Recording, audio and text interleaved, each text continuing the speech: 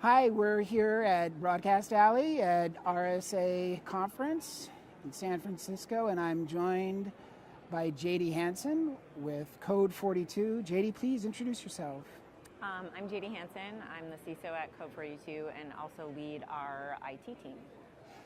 Well, JD, welcome to Threatpost, Broadcast Alley. I was really intrigued by our last conversation when we were talking about different types of cyber security as it pertains to not just firewalls, but more specifically towards insider threats and in unique ways that the adversaries are exploiting insider threats, which I honestly hadn't considered until you shared them with me. Can you talk a little bit about your insider threat perspective and some of the new threat landscapes you're seeing there? Absolutely, yeah.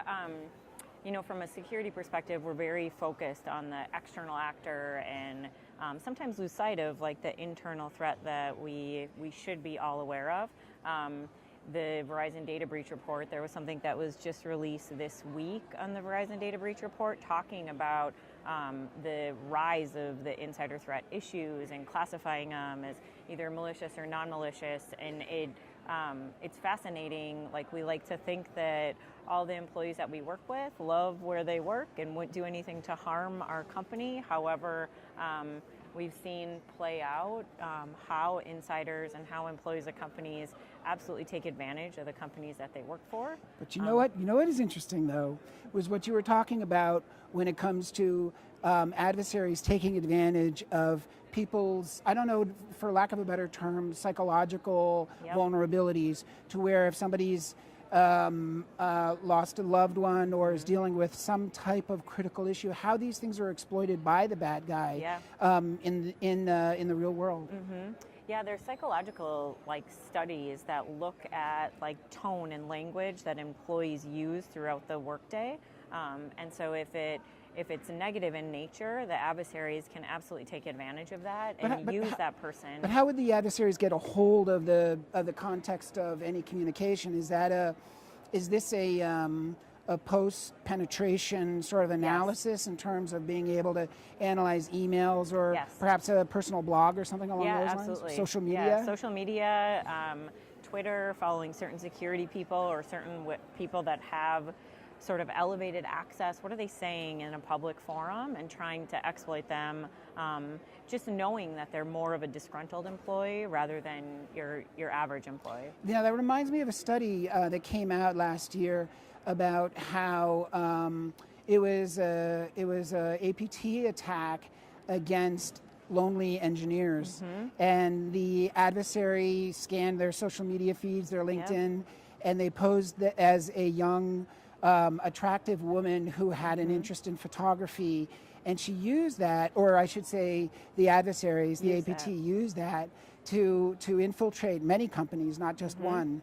And I mean, I feel like that's kind of where your messaging is coming from. Yeah, absolutely. I mean, just thinking through what's the employee's weaknesses and having the adversary pry on that.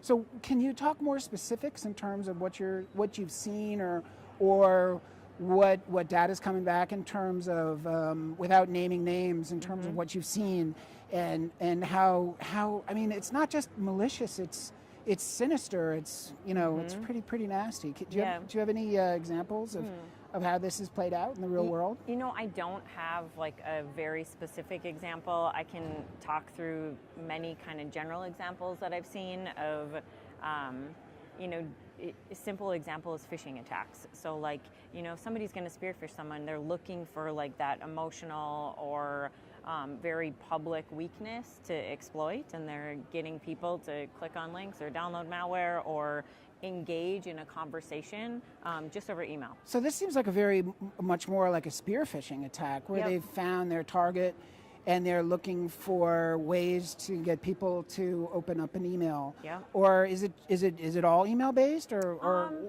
how does it play out? I would say email is probably the most prevalent and most you're going to see that most often, just because it's the easiest. It's easy for an attacker to send an email and get somebody to click on a link. We click on links every day, all day, and so email tends to be the most prevalent used attack path because it's the easiest for adversary to get in.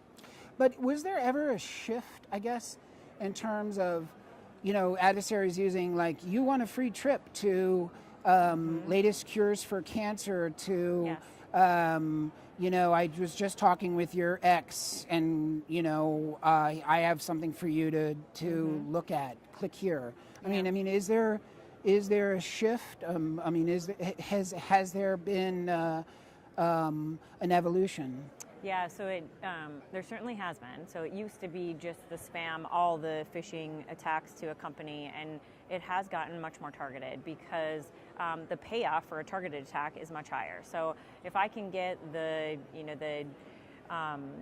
person within the finance company to wire money to someone because I'm preying off of something that is going wrong in her life and I'm threatening to tell her boss, like that's a much higher payoff to me than sending the mass phishing attack to everybody in the company. And are we seeing more and more of these types of attacks? Absolutely. Or, yeah? Can you give me any sense of like how these are playing out? I can't give you percentage changes All right. because a lot of it is not really public. All right, well, here's the $10,000 question. Is there anything that companies can do with knowing that perhaps, people within their company may be vulnerable in more ways than one? They may be vulnerable emotionally and then be considered bigger targets to these types of phishing attacks. Right. From a CISO standpoint, that must be like crazy, navigating the privacy issues, navigating, I'm sort of drawing a blank in terms of all the issues that are involved with something like that. But how do you, in a company, deal with those types of sensitive insider threats? Yeah. So building insider threats programs is not easy, and it's strong partnership with HR and whatnot. But having a program that looks for disgruntled employee, that looks for abnormal behavior, that looks for language being used in emails that might indicate like a employee that is on the brink of doing something that they shouldn't be doing. Even things like performance improvement plans, or if you know that the employee is leaving the company, all of these things indicate risk aspects for an individual employee, and monitoring that behavior for that employee is what needs to be put in place. Yeah, I guess I'm thinking of it from the employee standpoint. Like if like my life is going so badly, like all of a sudden I'm not only like having a bad day, but my employer is now going to be considering me a higher risk at work. I mean, is that the sobering truth of the matter? That is the sobering truth of the matter. And and that's pretty heavy. That's pretty heavy stuff. Yeah. Yeah. I mean, at the end of the day, security teams need to be transparent about it, because the job of the security team is to protect the company. And so if that means that I have to monitor you closer, that's what that means. And so being transparent about it and telling your employees, this is what we're doing and this is why we're doing it, makes it a little bit more inclusive than singling you out. All right, just to be a little more paranoid here. Yeah.